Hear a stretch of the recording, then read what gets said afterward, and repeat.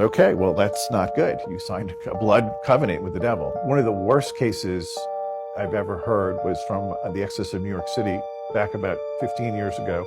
There was a woman, a young girl at Juilliard, a violinist, and she was about to graduate. She was brilliantly talented, but all of her friends were getting job offers and she had none.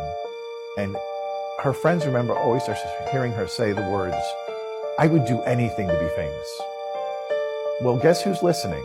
And it wasn't long after that that she went to bed one night, had a dream, and she said in the dream was the most beautiful man she'd ever seen, naked, another sign, calling card of the devil. And he said, "Do you really want fame and power?" And she said, "I do." And he produced a contract, and he took his finger and slashed her finger and had her sign it in her blood.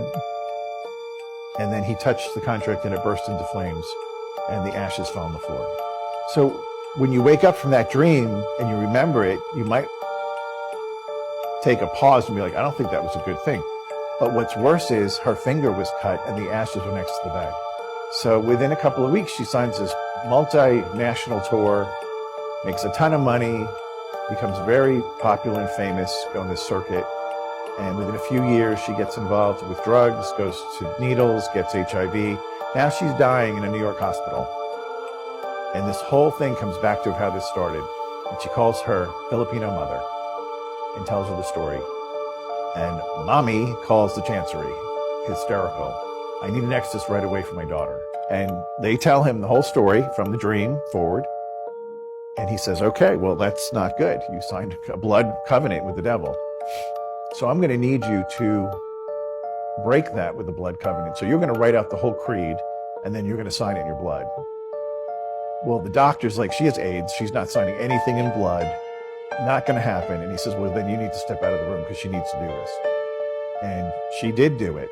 And she signed the contract, the creed, and she signs it. And she convulses and flatlines and dies.